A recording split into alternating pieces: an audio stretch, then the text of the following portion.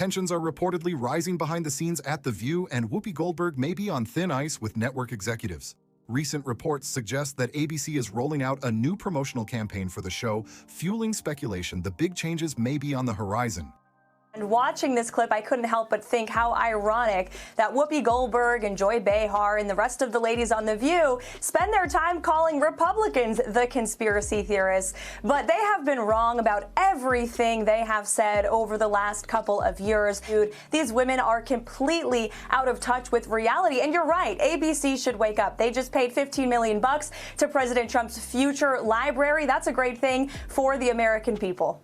Critics have pointed to Whoopi's on-air comments and behavior, questioning whether her recent remarks and interactions have placed her in a difficult position with the network in a heated on-air exchange. Political commentator Karoline Leavitt took a direct aim at Whoopi's arguments, offering a pointed counter-perspective that quickly shifted the tone of the discussion. What started as a routine segment on The View escalated into one of the most intense debates the show has seen in recent history. The conversation began with Whoopi passionately defending wokeness, arguing that the concept is essential for societal progress.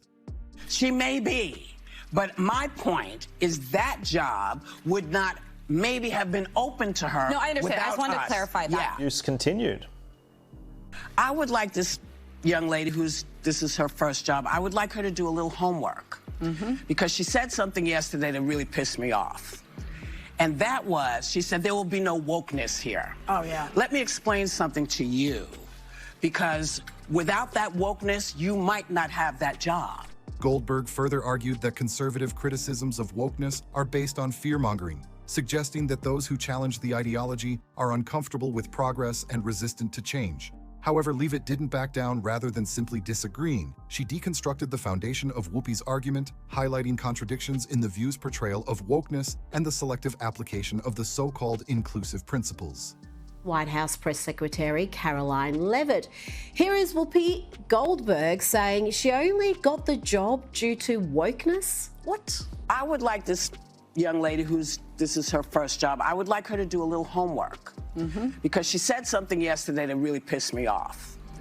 And that was, she said, there will be no wokeness here. Oh, yeah. Let me explain something to you, because without that wokeness, you might not have that job. No, Whoopi. Corinne Jean-Pierre got the job because of wokeness. You and your old mate Joy Behar may have your jobs because of wokeness, but do not smear a competent professional woman like Karoline Leavitt with your nonsense, and don't lie about this being her first job. We know what you're doing there. She claimed that the push for diversity, equity, and inclusion has been a driving force for positive change, and that those who oppose it are simply resisting necessary social evolution. Because women were not invited to that table. Women were not invited to many tables in this nation. The reason we fought and busted our behinds to make sure that you didn't have to worry about this. And now to hear you talk about it and to hear anybody talk about the wokeness was put in place for a reason. Attacking a woman for her looks or age isn't very progressive.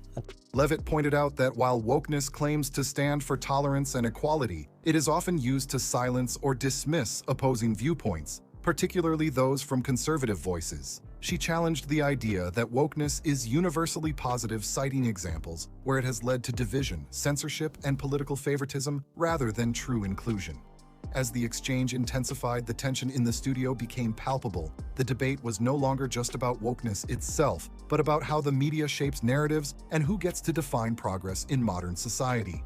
Viewers immediately took to social media, with reactions pouring in from all sides of the political spectrum. Some praised Leavitt for standing her ground, while others defended Whoopi's stance, arguing that the pushback against wokeness is rooted in misunderstanding its true purpose. The debate over wokeness escalated quickly, with Karoline Leavitt directly challenging the narrative presented by The View's panel. Leavitt argued that wokeness had evolved beyond its original goal of social progress, becoming a tool used to silence dissenting voices rather than fostering inclusivity. And deport illegal criminals who have invaded our nation's borders over the past 4 years. That's what the president is committed to seeing. She pointed out that instead of uniting people, wokeness had created greater division, forcing ideological conformity and penalizing those who dared to question its principles. Leavitt cited numerous examples of individuals in media, education, and corporate America who had faced backlash for speaking out against wokeness, sometimes losing professional opportunities simply because their beliefs didn't align with the dominant narrative. She then turned her attention to the hypocrisy on The View, particularly Whoopi Goldberg, who often claims to support open discussion but has a history of dismissing conservative perspectives. Leavitt pointed out instances where conservative women had been interrupted, ridiculed, or outright insulted on the show, questioning whether The View truly stood for diversity of thought or just diversity within a specific ideological framework. Then she took it a step further. Leavitt called out how wokeness had been used to justify censorship and exclusion rather than promoting genuine inclusivity. Whoopi, visibly frustrated, defended her position, insisting that wokeness was about fairness, equity, and ensuring equal opportunities for all. She argued that conservatives were misrepresenting the movement, painting it as oppressive, when in reality it was about correcting historical injustices and bringing balance to the system. But Leavitt wasn't going to let that argument stand unchallenged. She pressed further, asking Whoopi how attacking conservative women for their beliefs aligned with the idea of inclusivity. If wokeness is truly about embracing diverse perspectives, she argued, then why are conservative women so often the targets of mockery and disdain? She continued, highlighting a clear double standard where progressive women were automatically celebrated as role models, while conservative women had their credentials questioned and their voices marginalized. This put the panel on the defensive as Leavitt's sharp critique forced them to acknowledge the inconsistencies in their stance. The conversation had quickly shifted, exposing a deeper conversation about media bias, selective advocacy, and ideological gatekeeping. The exchange didn't just stay in the studio, it exploded online, fueling widespread debate about whether wokeness was truly inclusive or just another form of ideological control. Her comments immediately sparked debate online, with some questioning whether her rhetoric was intentional or a moment of confusion. Others pointed out that Biden himself has faced scrutiny over his public statements, leading some viewers to challenge the validity of Whoopi's remarks. Meanwhile, industry insiders have speculated that ABC is facing internal pressure to reassess its programming, particularly as ratings for The View fluctuate. While the network has long supported bold and opinionated hosts, the line between provocative discussion and controversy has blurred, raising concerns about the show's future direction. FCC Commissioner Brandon Carr has reportedly reopened multiple biased complaints against major networks, including ABC, NBC, and CBS. And his warnings are not just empty threats. Carr has suggested that if these networks are found to be violating broadcasting standards, they could risk losing their local station affiliations nationwide. This could mean serious trouble for networks like ABC, which is owned by Disney. In fact, Carr even sent a formal letter to Disney CEO Bob Iger questioning the network's journalistic integrity and calling attention to the growing number of complaints against its news coverage. And as all of this unfolds, ABC is quietly making a major programming move. A weekend edition of The View is on the way. The network recently announced the launch of The Weekend View, a brand new version of the show that will air exclusively on ABC News Live. The promotional campaign describes it as, "Now you can catch The View one day a week, streaming only on ABC News Live." It's The Weekend View, but there's one notable absence.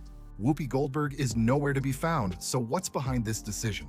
Could it be that ABC sees Whoopi as too polarizing for this new streaming expansion? Or is this as part of a larger shift, one that's focused on moving The View away from heavy political discussions and toward a more entertainment-driven format? ABC's streaming numbers haven't been strong, and industry insiders speculate that this move is an attempt to revamp the brand by making the show more appealing to a digital audience. Unlike traditional network TV, streaming is driven by audience engagement and authenticity.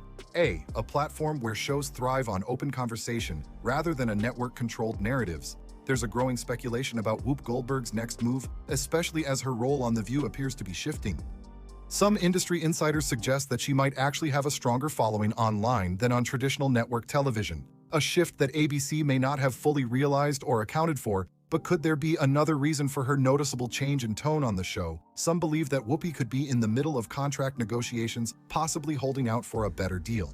Interestingly, her once vocal critiques of political figures seem to have become more subdued in recent weeks. Observers have pointed out that she now relies more on co-host Sunny Hostin to drive political debates, particularly on topics related to government influence and big tech figures like Elon Musk. During a recent discussion, Hostin shifted focus to Musk's role as a special government employee, explaining that this status grants him top security clearance while exempting him from the full disclosure obligations of federal employees, which led to a broader discussion about executive power, with claims that that President Donald Trump had actively sought to expand the authority of the executive branch.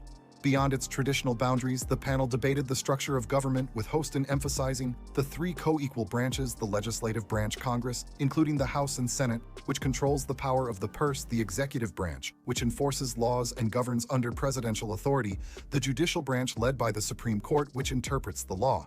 Hostin argued that Trump had leveraged judicial appointments to solidify his influence over the Supreme Court, raising concerns over potential power imbalances. But not everyone on the panel agreed with that perspective. The conversation quickly pivoted to concerns about government spending, with growing frustration from those questioning how taxpayer dollars are being allocated. Critics highlighted specific expenditures, including funding for cultural projects abroad, and reports that media outlets may have received financial incentives for a favorable coverage. The broader question is the government truly prioritizing the concerns of everyday Americans?